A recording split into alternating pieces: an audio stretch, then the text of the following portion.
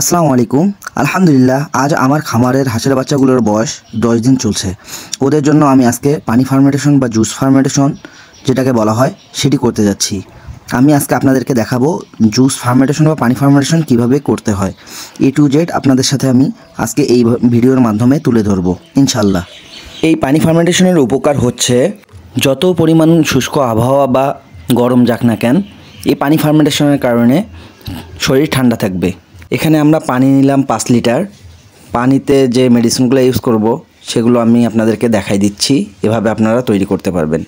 এখানে আমি আমার এক্সট্রা মেডিসিন যেগুলো গ্রোথ বাড়ানোর জন্য, ওজন বাড়ানোর জন্য ইউজ করব, সেটি হচ্ছে লাইসিন, মিথিওনিন, আর এটাতে হচ্ছে এনজাইম আছে। এগুলো কত উপকারী মেডিসিন তা আপনারা নিজেরাই ইউটিউবে সার্চ করলে দেবেন। এখানে মূল উপাদান হচ্ছে পানি ফার্মেন্টেশনের চিটাগুড় বা যেটাকে বলে, আর এটা হচ্ছে ইস্ট। অল্প পরিমাণ ইস্ট আছে আমার এখানে, আগের ছিল। আর আরেকটা উপাদান হচ্ছে লবণ বা কম দামি লবণটা ইউজ করতে পারবেন। এই তিনটি হচ্ছে মূল উপাদান। এখানে একটা পরিমাণ মতো আমরা নালিগুড় বা চিটাগুড়টা নিব। 20 থেকে 25 লিটার পানির জন্য আমরা হাফ কেজি নালিগুড় বা চিটাগুড় যেটা বলেন আপনারা, সেটা নিব হাফ কেজি। জুসটা তৈরি করতে মূল উপাদান 3টি: নালিগুড়, ইস্ট এবং লবণ। বাকি আমি যেসব ইউজ করব বা অ্যাড করব সেটা হচ্ছে আমার ওজন বাড়ানোর জন্য। এই নালিগুড়টা এখানে ভালো করে মিক্স করবেন। করার পর একটু যে নালিগুড় থাকবে এটাতে একটু পানি নেওয়ার পর আমরা ইস্টটাকে অ্যাক্টিভ করার জন্য এই পানির সাথে মিশিয়ে রেখে দেব কিছুক্ষণের জন্য, যাতে ইস্টটা ভালো করে অ্যাক্টিভ হতে পারে। এটা আপনারা একটু আগে রাখবেন, ততক্ষণে ইস্টটা আপনাদের অ্যাক্টিভ হয়ে যাবে। অবশ্যই ভালো করে মিশাবেন, মিশায় রেখে দিবেন কিছুক্ষণের জন্য, অ্যাক্টিভ হওয়া পর্যন্ত অপেক্ষা করবেন। এরপর আমি যা নিব তা হচ্ছে লাইসিন, মিথিওনিন আর এনজাইম। এটা আপনাদের থাকলে নিতে পারবেন, ব্যবহার করতে পারবেন, না থাকলে কোনো প্রয়োজন নেই।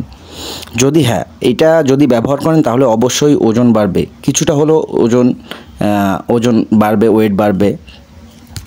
আপনারা যদি এটা কালেক্ট করতে পারেন তাহলে দিতে পারেন, না হলে দেওয়ার প্রয়োজন নাই, সমস্যা নেই, না দিলেও চলবে, আপনাদের জুস হবে। এটা আমি এখন ভালো করে মিশিয়ে নেব ওই জুস পানিটার সাথে।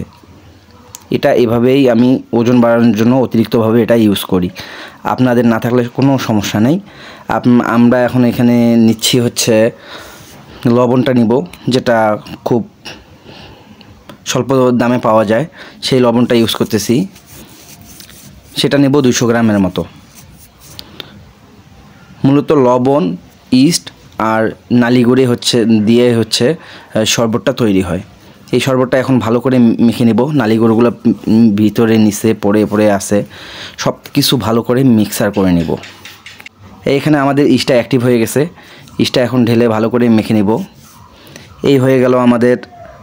বাড়তি 15 বা 20 লিটার পানি এখানে অ্যাড করে সব কিছু ভালো করে মিশাই নিয়ে এটা ড্রামের মুখ ভালো করে বন্ধ করার জন্য, যাতে বাতাস যাতে চলাচল করতে না পারে, ঢুকতে না পারে, সে কারণে আমরা পলিথিন ব্যবহার করব। পলিথিন দিয়ে ভালো করে আটকাই দিব। 24 ঘন্টা এটাকে ফার্মেন্টেডের জন্য রেখে দিব। 24 ঘন্টা পর এটা ব্যবহার করবেন। এই শরবত আপনার খামারের হাঁস বা মুরগিকে যে দুপুরের পানিটা দিবেন সেটাতে 50% করে দিবেন। পানি 50, শরবত 50। এভাবে একসাথে মিশ্রণ করে সারাদিন চালাবেন, শুধুমাত্র দিনের বেলা করে চালাবেন, তাহলে আপনাদের মুরগি বা হাঁস স্টক করবে না। এভাবেই আপনাদের খামারের হাঁস বা মুরগিকে আপনারা হিট স্ট্রোক থেকে বাঁচাতে পারবেন। আমার এই ভিডিওতে আপনাদের যদি কোনো কিছু বুঝতে সমস্যা হয় তাহলে অবশ্যই আমার কমেন্ট বক্সে জানাবেন, আমি আপনাদেরকে ভালো করে বুঝিয়ে দেওয়ার চেষ্টা করব। ভালো থাকবেন, ধন্যবাদ, আল্লাহ হাফেজ।